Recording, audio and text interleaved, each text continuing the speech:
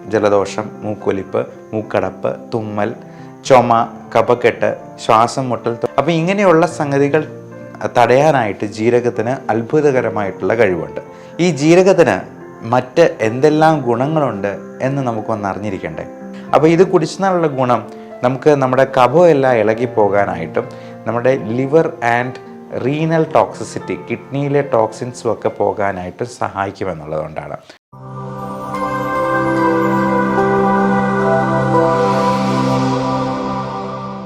ജീരകം നമുക്കറിയാം, നമ്മളെല്ലാവരും ഹോട്ടലിലൊക്കെ ഭക്ഷണം കഴിച്ചിട്ട് പൈസ കൊടുത്ത് ബില്ലൊക്കെ പേ ചെയ്തിട്ട് ഇറങ്ങാൻ നിൽക്കുമ്പോഴത്തേക്കും ഒരല്പം ജീരകവും കൽക്കണ്ടവും ഒക്കെ ചേർത്ത് വെച്ചിട്ട് അങ്ങ് വായിലേക്ക് ഇട്ടിട്ട് അങ്ങ് ചവച്ചരച്ച് പോകുമ്പോഴത്തേക്കും നമുക്കൊരു സുഖം കിട്ടും. ഈ ജീരകത്തിന് മറ്റ് എന്തെല്ലാം ഗുണങ്ങളുണ്ട് എന്ന് നമുക്കൊന്ന് അറിഞ്ഞിരിക്കണ്ടേ.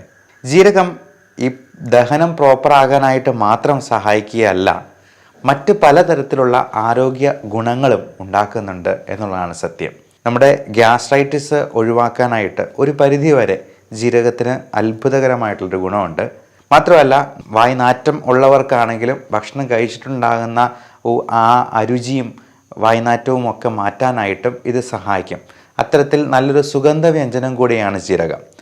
അതോടൊപ്പം തന്നെ ഇത് നമ്മുടെ പ്രതിരോധ ശക്തി കൂട്ടാവുന്ന രീതിയിലുള്ള ആൻറ്റി ഓക്സിഡൻസും കൂടി പ്രദാനം ചെയ്യുന്നുണ്ട് എന്നുള്ളതാണ്. മാത്രമല്ല, റെസ്പിറേറ്ററി ഇൻഫെക്ഷൻസ് വരാതിരിക്കാനായിട്ട്, പലപ്പോഴും ഫ്ലൂ ലൈക്ക് ഇൽനെസ് ഉണ്ടാകാതിരിക്കാനായിട്ട് ഇത് വളരെയധികം സഹായിക്കുന്നുണ്ട് എന്നുള്ളതാണ്. പല പഠനങ്ങളും സൂചിപ്പിച്ചിട്ടുമുണ്ട് ഇക്കാര്യം.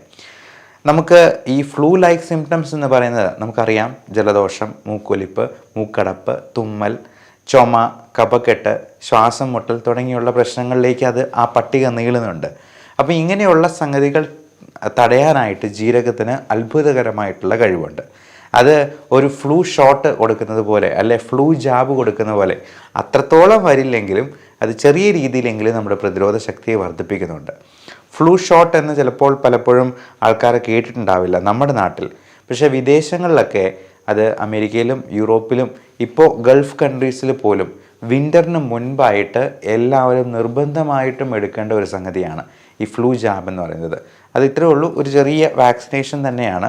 നമുക്ക് കോവിഡ് തന്നെയും ഒരു ഫ്ലൂ ലൈക്ക് ഇൽനെസ് ആയിരുന്നു എന്ന് പറയാം.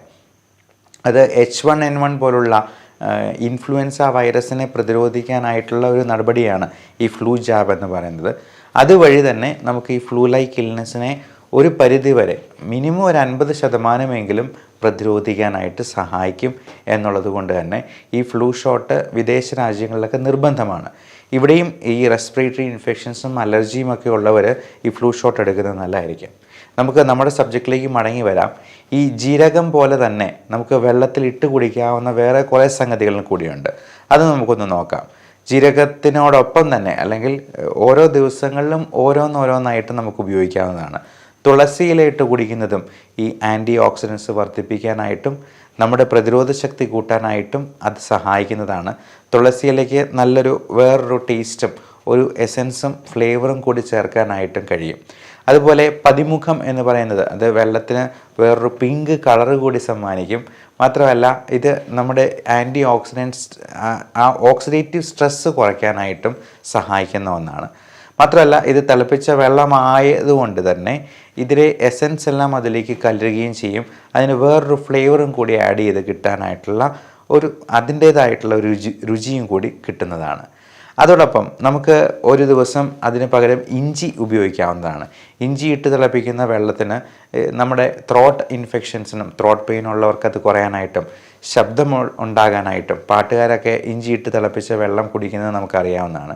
അതുപോലെ ചുക്ക് എന്ന് പറയുന്ന സുഗന്ധവ്യഞ്ജനവും നമ്മൾ ഇത്തരത്തിൽ വെള്ളത്തിലിട്ട് തിളപ്പിക്കാൻ, ഇത് ഓരോ ദിവസവും നമുക്ക് ഓരോന്നായിട്ട്, എല്ലാ ദിവസവും ഓരോന്ന് തന്നെ ഇടണമെന്നില്ല.